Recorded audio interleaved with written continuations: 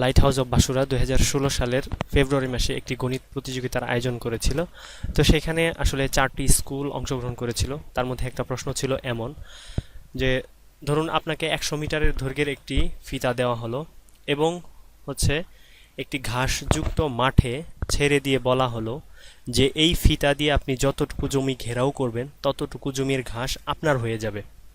তো এখন এরপরে আপনাকে ক্লু দেওয়া হলো যে আপনি তিনভাবে জমি ঘেরাও দিতে পারবেন: এক, বর্গাকারে; দুই, আয়তাকারে; তিন, বৃত্তাকারে।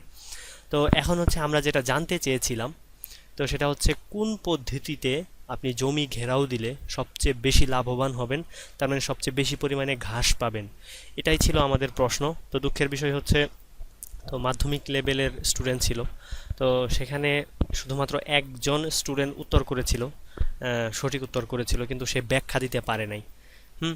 তো আপনারা হচ্ছে দেখি কতজন সঠিক উত্তর দিতে পারেন। তো হচ্ছে আপনারা মেইল করতে পারেন এই ঠিকানায়, অথবা আমাদের ফেসবুক পেজে হচ্ছে আপনার সঠিক উত্তরটি খাতায় লিখে ছবি তুলে মোবাইলে হচ্ছে প্রেরণ করতে পারেন।